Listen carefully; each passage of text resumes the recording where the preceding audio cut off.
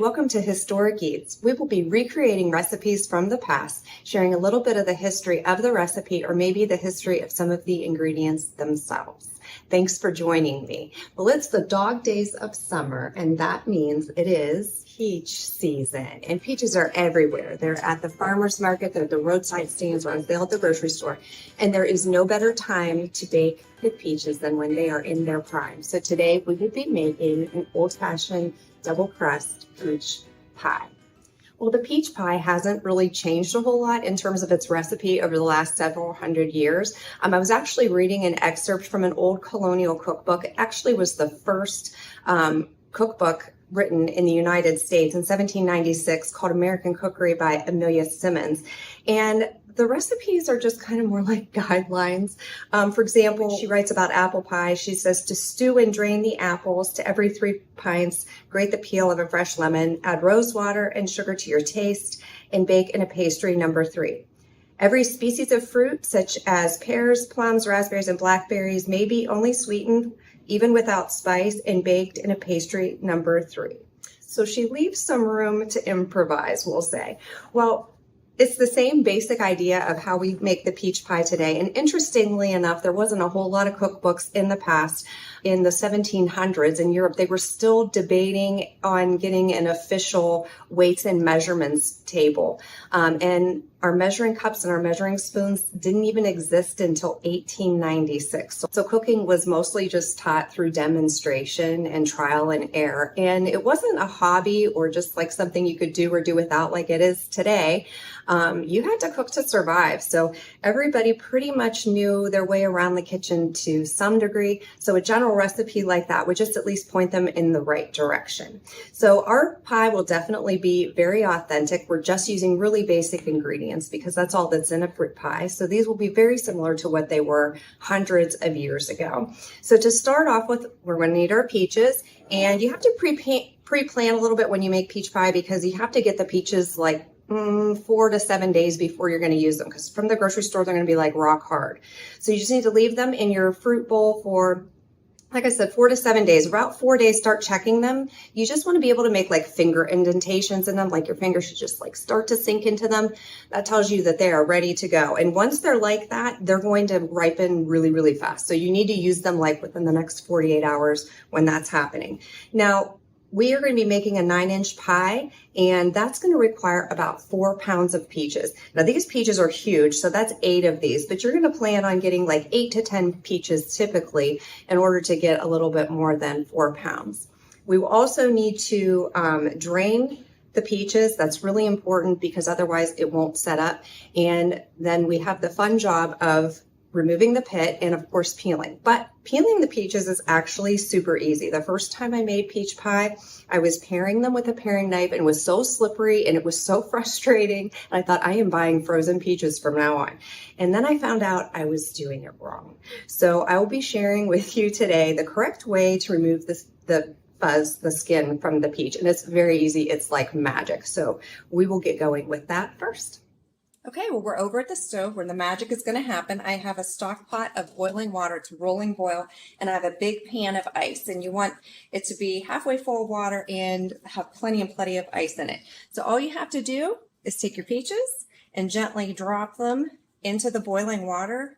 I'm going to do probably 4 at a time, and they only need to be in there for 1 minute. So just watch your clock. You don't have to stir them. You don't have to do anything to them. Just let them sit in the hot water for 1 minute. So because it's peach season, it's also nectarine season, and they will be out at the stores right beside the peaches. And I always thought that the nectarine was a cousin to the peach. They taste very similar. They look very similar. And it turns out that the nectarine is not a cousin to the peach. The nectarine is a peach. It's a peach with a genetic recessive trait that makes it hairless. And so it's technically a peach, and it has the same botanical name and everything. And they've just been confusing us all these years, telling us it was a nectarine, and I thought it was a different fruit. But no matter, I know your next question is, so can you make peach pie with nectarines? I don't see why not. I've never done that before. I just found out about this myself. But at any rate, maybe somebody could try it sometime. Let me know how it goes.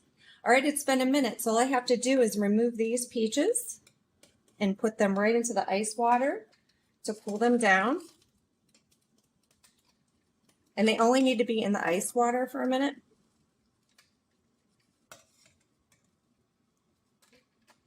And I'm going to put the last 4 peaches in the boiling bath. And watch my clock again. Okay, so I just have a basic knife, and you don't have to cut into the peach. You just want to score the skin. If you can see. Watch this. Look, it just peels right off. You do the same process for tomatoes. If you want to take the skin off of tomatoes before you can them. And that's all you have to do. It's so easy. And there's still one hard job left, and that's removing the pit. And sadly, there's really no easy way to do that. But at least when it comes to peeling them, there's nothing to it. Okay, so now it's time to remove the pit of the peach. And sometimes it'll tell you at the store if the peach is a clingstone or not. These did not say, they just said yellow peaches. So we're going to find out right now. Clingstone just means it's going to really hold on to the pit. And this kind of is, but it's not terrible. And don't worry about, you know, beating the peach up, because by the time we cut it and it weeps down, it's going to be fine. I do say that clingstone peaches are juicier than non-cling peaches. And these are so juicy, I can certainly believe it. They taste heavenly.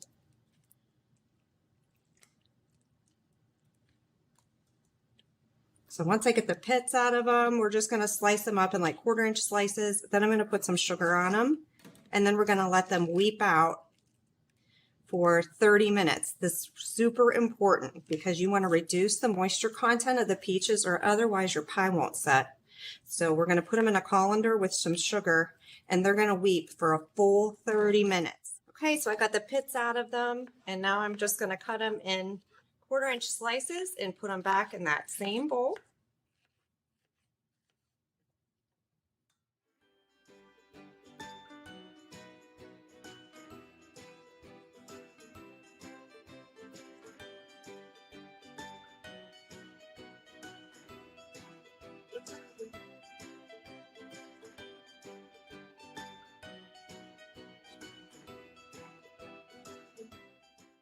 And now we just need to add a half a cup of white sugar, and just give them a gentle turn so that it's distributed.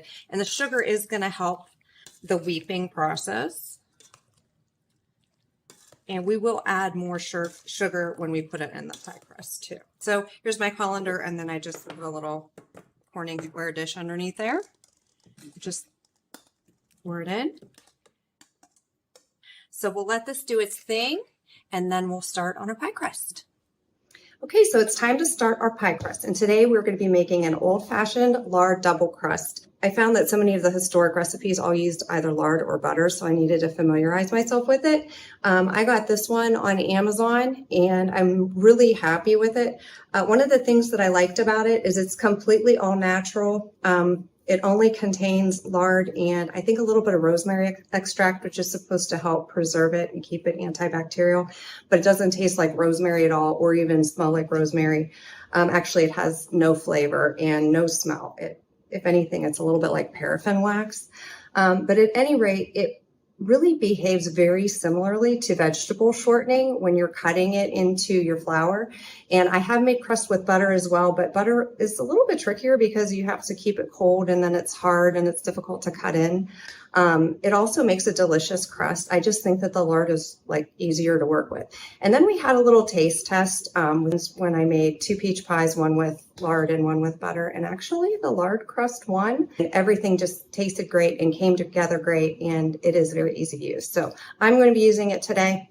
Also, it's not as bad for you as maybe you thought it was. There's been a lot of studies out in recent years that show that lard is actually no worse for you than butter. And it's actually better for you than vegetable shortening because it actually contains something in it that's good for your good cholesterol. So even though it's not a health food, it's not really terrible for you either. So we're going to be using that today, and we'll go ahead and get started. So to 2 cups of flour, we're going to add 1 teaspoon of salt,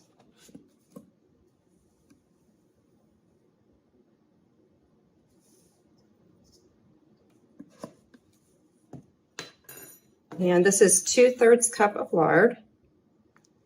This is the exact same measurements too that I use for my shortening crust or my butter crust. So everything measures out exactly the same. It's just a matter of if you want to use butter, shortening, or lard. And then I'm going to get it going first here with my pastry blender. And then we're going to add water. And I have about 8 tablespoons here. So I probably will end up using most of that. It kind of changes depending on sometimes just even like the humidity of the day. So once we get the shortening all like coarsely broken up, and we're going to start adding water. Looks good.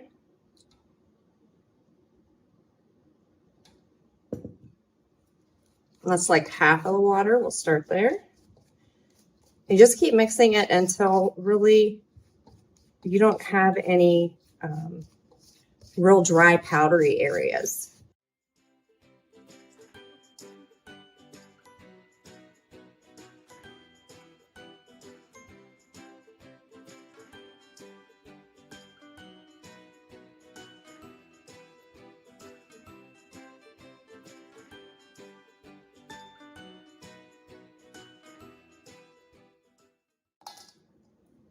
I just test it with my hands and just say, is this going to stay together if I try to roll it out, or does it need more moisture? You don't want to handle it too much because that's what takes away the flakiness. I think we're pretty close. I think we're good. I'm just going to cut it up a little bit more and get my surface floured, and we'll start rolling it out. And by the way, this is a good time to preheat your oven. It needs to start at 450 degrees. And I'm going to use a 9-inch glass pie pan, so I'll get that up too. Okay, so I just kind of put it all together in a mound so I can cut it in half because I need a top crust and a bottom crust. So I'll just set half of it aside. And I also floured my surface and my rolling pin.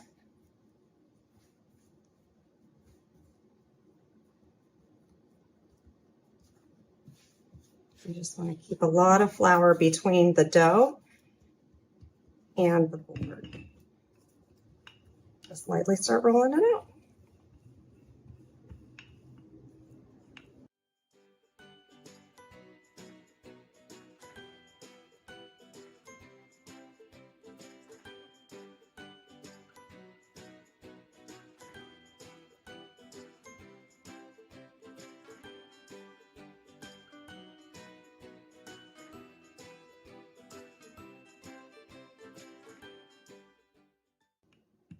All right, that looks pretty good. And now this is my favorite little helper for pie crust. It's an icing knife. And all I do is run it between the crust and the mat. And that way, if it did stick anywhere, it just helps release it for you so you don't tear your crust when you're flipping it over. So I gently just fold it.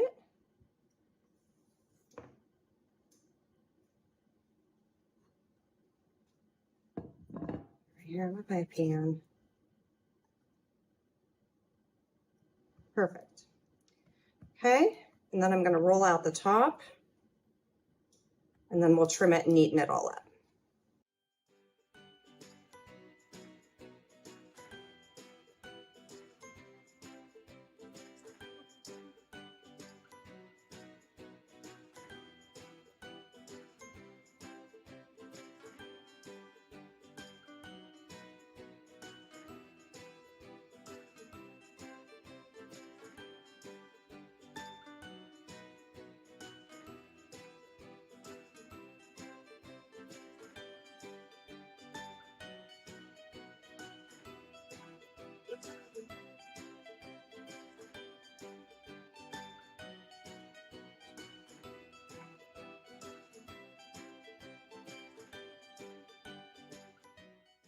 Okay, we're going to start putting together the ingredients for our filling. So we're going to start out with a 1/2 cup of brown sugar, 1/2 teaspoon of cinnamon, a 1/4 teaspoon of nutmeg,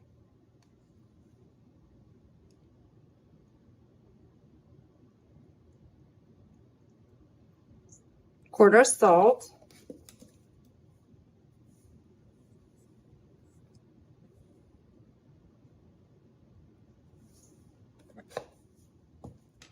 a tablespoon of lemon juice. The lemon juice somehow has a reaction with the pectin in the fruit and actually helps it set up a little bit. Tablespoon. Whisk this together.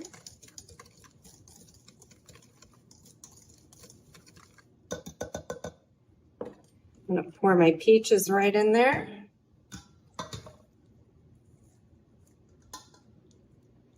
And then I'm going to sprinkle them with a little bit of flour. That's a 1/4 cup of flour, by the way. I'm just gently going to turn them over.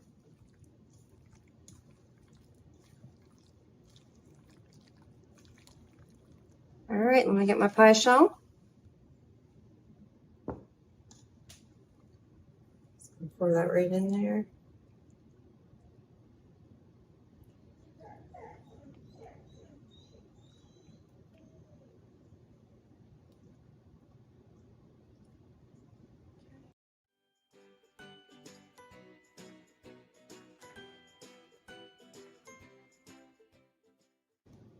Okay, then I'm going to dot this with 2 tablespoons of butter. I'm just cutting up some butter and I'm just going to dot it all around so it's evenly kind of distributed. And then we can put the top crust on.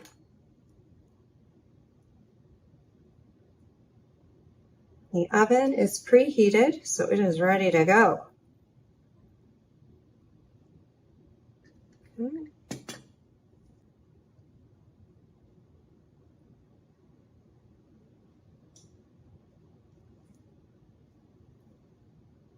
Just unfold that right over the top. And then I tear off some of the excess. You want it to hang over like almost an inch. But if it's more than that, you can pull it off.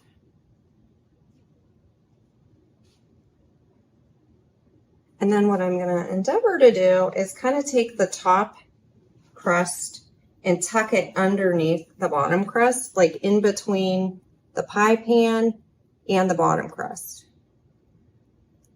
I'm just trying to keep the juices contained because it's going to like be boiling in there.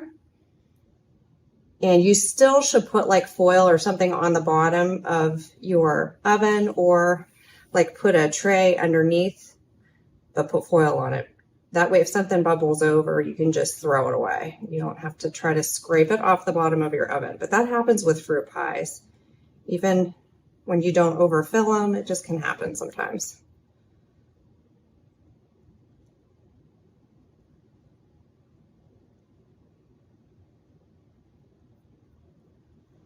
Okay.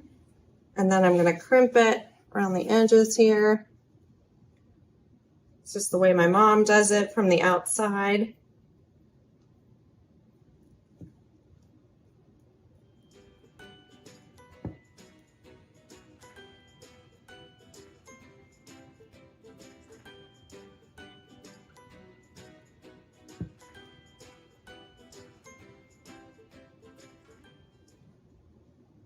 Okay, and then I'm going to get my egg wash and we're going to cut vents in it and it's going to go in the oven. Okay, I'm ready to just put my egg wash on. This is just 1 beaten egg, and with a little pastry brush or basting brush, you just paint it on there all over. That's what's going to give it that like shiny glazed top.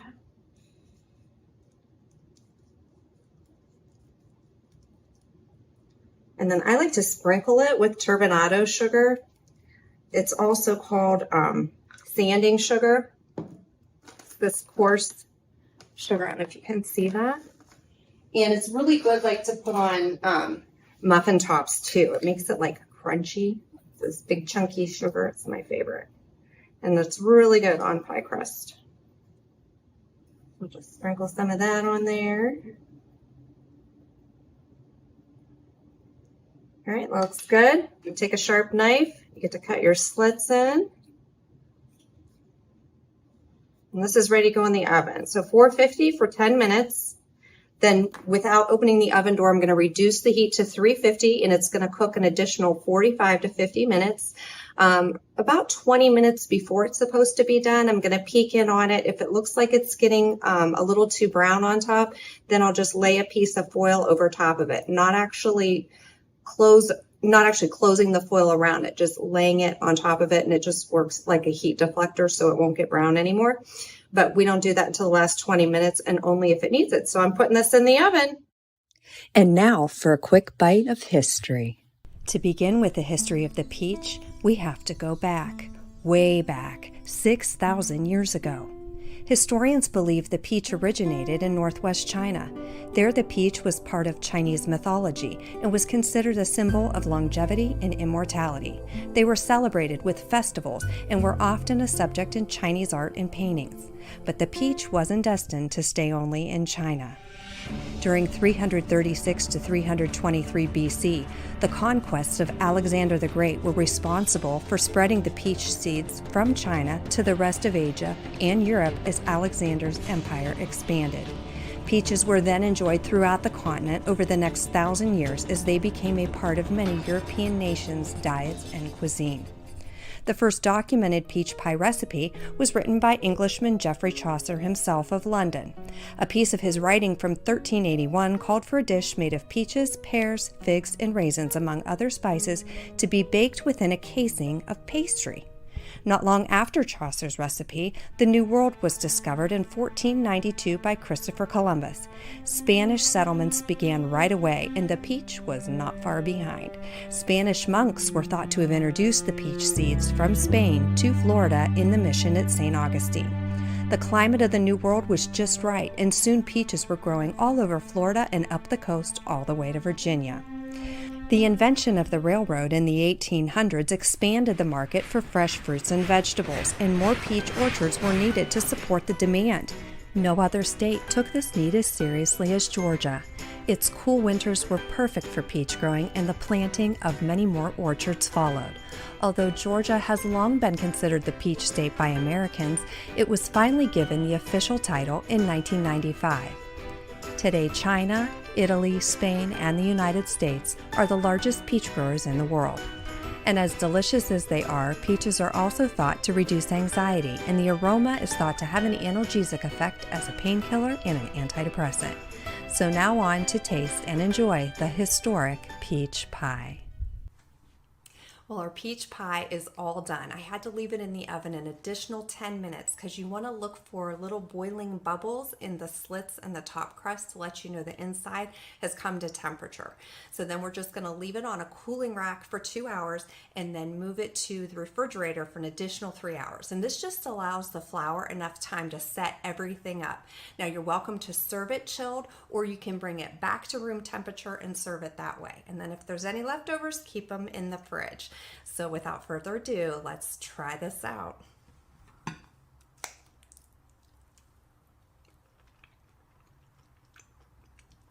Oh, it's really delicious. The peaches are so flavorful, and the crust is really light and flaky and tender. It's really good. And the spices aren't overpowering at all. They just really complement the peach flavor. That's excellent. When I think of peach pie, this is exactly what I think of. It's absolutely perfect. Well, I hope you enjoyed your time with me. Thank you so much for watching, and I hope maybe you learned something, and most of all, I hope you make something delicious. Until next time.